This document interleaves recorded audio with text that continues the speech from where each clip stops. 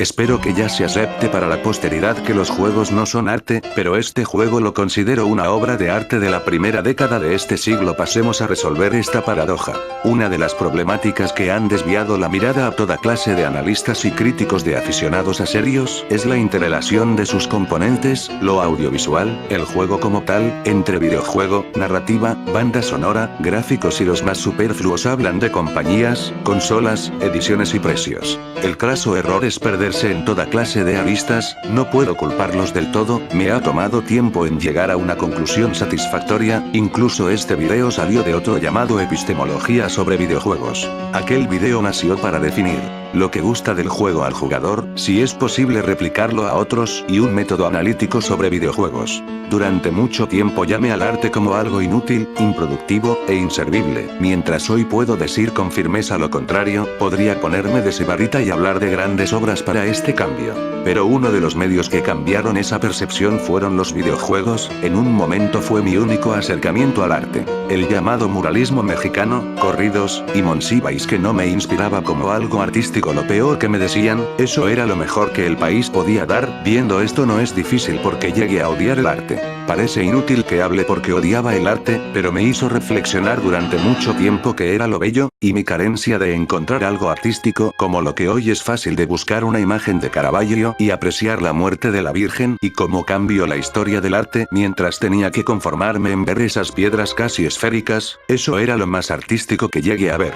Después me asombraban obras alejadas a los museos, como dibujos con gis en el suelo, retratistas, dibujantes y caricaturistas de periódicos, pero tal vez así eduque mi buen gusto. Por cierto, hay que tener cuidado el confundir arte como un producto cultural y o social. Es verdad que dentro de una acepción de arte puede entrar, pero no definir en totalidad al concepto arte. Para este aspecto podríamos apoyarnos en Max Weber, Durkheim, Morgan, Veblen, pero eso es otro asunto. Aún así llegamos a otro concepto de arte. La definición de arte como algo inútil, es propia del romanticismo. Así una cuchara de madera perfectamente tallada puede ser arte, como decía el mismo Sócrates en el diálogo platónico Hirpias Mayor, pero podemos prescindir de ella. Veamos el otro extremo, de cosas simples inclusive mundanas con cierto artificio llegue a considerarse arte. Un ejemplo rápido: los arreglos florales, jardines y ceremonias de té japoneses, aunque si podemos aprender de ellos, tienen ciertas reglas y principios que en conjunto se llega a un aprecio sensible, en contraposición al concepto occidental de artesanía.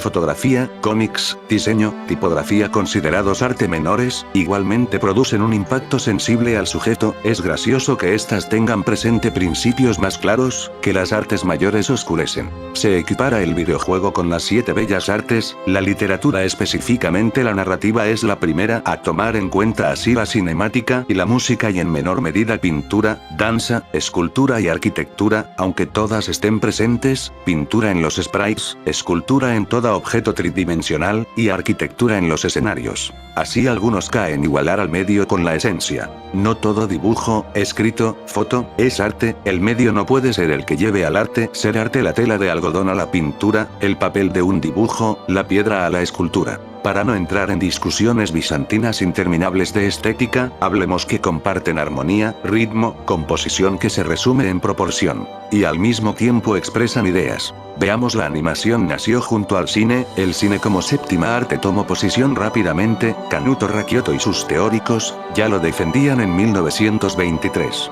El motivo que hizo considerarse gran arte fue por la facilidad de transmitir ideas. Es difícil comprender un cuadro, un poema, una novela, una escultura, para el ojo no entrenado. Por el contrario, el cine transmite con facilidad una emoción, hasta un tema complejo bien presentado. Incluso en sus creadores, un director tiene facilidad de transmitir sus ideas al cine que un dibujante al papel, como se lo ha imaginado. Hay todo un trecho de un animador expresar un movimiento de manos a un buen actor. Por cierto, las 7 bellas artes, es un consenso occidental, está tan arraigado que quien trata esto lo ve como algo inalterable. Por la tradición han ocupado ese lugar, pero se pueden ver a qué períodos de Occidente pertenecen la música, la arquitectura, danza, escultura y teatro desde la antigüedad. Específicamente con los grecolatinos la pintura alcanzó relevancia en el Renacimiento, la literatura en la Ilustración, el cine principios del siglo XX. Hay 10.000 puntos de vista sobre el arte, apreciación del arte, y teóricos del arte, pero para mí existen dos formas de ver el arte, o por lo menos dos principios que son comunes al arte.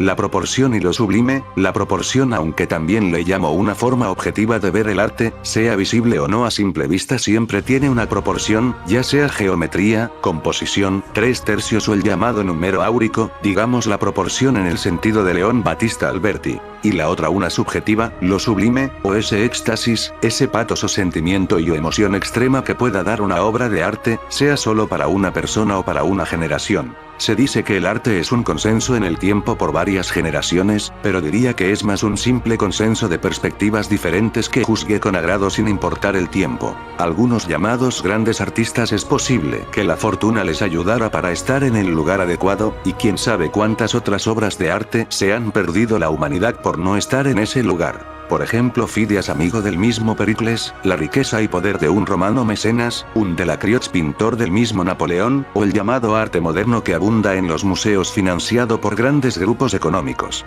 Si digo esto no es para desanimar a muchos artistas sino advertirles un poco, existen pocos que por solo talento aparecen, un Giotto, un Vermeer, un Brusselensky, un Händel dignos de elogio, pero no son los primeros en pensar cuando se habla de arte. Puedo decir que mi concepto de arte, aquel que combina lo mejor posible la proporción y lo sublime, y por lo menos a mí me resulta sumamente práctico, incluso aquel arte que no me guste, pero puedo entender por qué gusta a quien contempla ese arte.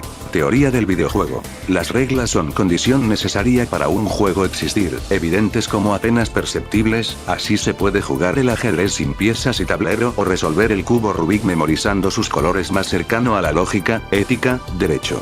Ya se ha hecho un video sobre teoría del juego. Aquí nos interesa son una serie de reglas, la estructura teleológica, metajuego en resumen, narrativa, música, diálogos, cinematografía. El gran problema donde todos se topan confundir el juego con su medio, el jugar al trompo se confunde con el juguete, el ajedrez con la madera, el videojuego con los gráficos y banda sonora. Los que hablan de los videojuegos son arte, es como pensar que un ajedrez con piezas de 2 metros con esculturas dignas de Rodin, con poemas de Pindaro, los jugadores maravillados por los versos y las esculturas casi vivas, tengan un éxtasis sublime que se inclinen a llamar el ajedrez como un arte en sí mismo, pero se maravillan de las obras de Rodin y Pindaro y no por el juego. Los más eruditos y expertos del ajedrez no catalogan este ser arte, aunque tengan gran rigor y respeto al juego de su vida. Así es, ni el mismo ajedrez puede soportar el llamarle un arte como el cine o la pintura. El ejemplo del ajedrez ilustra la cuestión. El juego como un conjunto de reglas, y que dependiendo del medio donde esté plasmado, esos medios pueden ser artísticos, pero no son propios del juego. ¿Puede existir el juego sin estos medios? Un problema con los videojuegos, en estar en un medio audiovisual, es confundir este medio audiovisual con la esencia misma del juego. Estos medios son los que nos transmiten los mensajes e ideas, por lo que he llamado la cuestión hermenéutica. Aquí es donde un juego les ha impactado de la misma manera un libro, no el papel al lector. La música, lo cinematográfico, el estilo visual, lo narrativo, son solo aspectos del metajuego. Por eso el videojuego no tiene un lenguaje propio y por ende nunca podrá ser un arte por sí mismo. Kojima y Fumito Ueda son referentes como arte del videojuego, aunque podemos encontrar arte en juegos antiguos, pero llegaremos a mejores conclusiones que actuales analistas se quedan en la superficie. La cuestión hermenéutica. Empecemos equiparando hermenéutica con interpretación. No es necesario leer Verdad y Método de Gadamer o la semiótica de Humberto Eco. Un jugador la historia de X juego le ha cautivado, pero para otro jugador del mismo, solo ha terminado el juego apretando un botón, o aquellos que el aspecto narrativo, musical, gráfico, cinemático, tiene que prevalecer sobre otros, sea buen juego como un pésimo juego. O algo más complejo, los estudiosos de los videojuegos, al intentar dar claridad que hace un buen juego, y al mismo tiempo porque X juego tiene buena estima para diversas generaciones, estos teóricos, más duros caen en contradicciones evidentes para cualquier jugador novel. El creador del videojuego, consciente o inconsciente, deja un resultado para ser interpretado, pero se necesita que el jugador sea un agente activo para interpretar el mensaje. Es aquí donde sus efectos pueden ser inimaginables. Cito a Meu: un error de programación hizo que un juego que ya comenzaba a ser olvidado a un actor de la historia de los videojuegos. Los hermeneutas tienen un gran campo abierto aquí. ¿Cómo surge arte en los videojuegos? Es paradójico para apreciar en totalidad el arte en los videojuegos, es útil saber de otras y diversas artes, donde los jugadores apenas tienen alguna cultura. Podemos preguntarnos, ¿qué hizo que las lenguas romances dejaran de ser lengua de bárbaros? Cervantes al español, Shakespeare al inglés, Petrarca al italiano, así faltan artistas del videojuego. Por la naturaleza del videojuego, hemos visto deben existir condiciones necesarias, una estructura teleológica, un medio audiovisual, y un trabajo bien logrado en el metajuego, para que exista un diseño hermenéutico digerible para el jugador, es una gran tarea para el creador. Recordemos estos axiomas. Los videojuegos no son arte. El videojuego no tiene un lenguaje propio, dependen de un medio y un metajuego para transmitir mensajes e ideas. Podemos agregar dos obstáculos más. Por cada elemento del metajuego, se ve obligado a usar su medio específico, por ejemplo el cinematográfico, los movimientos de cámara, pues necesitan conocer cómo funcionan el transmitir una idea en un submedio, ejemplo un plano en el cine, un recurso literario en narrativa, armonía en música, color en pintura, metro en poesía. Y segundo, que tenga que coincidir esos elementos dentro del rango espacio-tiempo del juego, específicamente el espacio, el tiempo se relega al segundo lugar. La música es la más directa en transmitir un mensaje o idea, tristeza, valor, alegría, y necesita menos recursos del metajuego, que mostrar un argumento narrativo usando gráficas, por ende mayor metajuego. La mayoría de videojuegos apenas tiene un metajuego decente y un propósito claro. Dos juegos Shadow of the Colossus y Spec Ops rebasan estos requisitos, aunque su narrativa y mecánicas sean simples muestran la complejidad del asunto hermenéutico. Otros juegos en menor medida dan algún mensaje, recordemos Paz por siempre de Metal Slug. Lo gracioso de que las limitaciones de los juegos antiguos motivaban a crear, experimentar y ser más creativos de transmitir un mensaje o idea con aceptada limitación. Como Einander, su narrativa casi se reduce a un texto en pantalla y una cinemática, pero su buena música, buen diseño, buenas mecánicas, y buena dificultad motivan a saber más de su realidad. El creador, entre más claro tenga una intención a transmitir, tendrá más claro cómo construir una hermenéutica para el jugador. Hay muchos videojuegos que tienen como fin una intención educativa y muchos de ellos logra ese fin. Se ganan el título de artistas de videojuegos, quien resuelva la hermenéutica para su propósito e intención. Kojima como Fumito Ueda estaban acostumbrados a la cinematografía, pero en el cine hay más técnicas, estilos y autores, y sin hablar de las otras artes. Otros artistas, antes de pensar la intención que desean producir y de ahí comenzar a crear, pero empiezan al revés, piensan en géneros, plataformas, disparos, aventura, RPG, novelas gráficas, estrategia. Estos artistas del videojuego deberían usar la imaginación para innovar nuevos géneros, invitar y a pensar el diseño del siguiente pasaje de El Criticón de Baltasar Gracián. Por cierto, cultura, artes, libros y experiencia nutren a cualquier artista. Si se ve detenidamente todo esto, la cuestión ludonarrativa solo es un caso particular. Solo vean esta captura de pantalla, es ludonarrativa, jaja. Pero bueno, la interacción e inmersión ocurre en cualquier arte. Otro error pensar que son únicas del videojuego. A cada obra de arte hay que darle tiempo para saborearla, y después emitir si agrada al gusto propio. Prácticamente los videojuegos son como los libros, hay de toda clase, formas y colores. Se encontrará deleitable libros por gusto y sin ser solemnes como los clásicos, así muchos libros se dejan de leer o se olvidan, pero no falta quien rescate del olvido.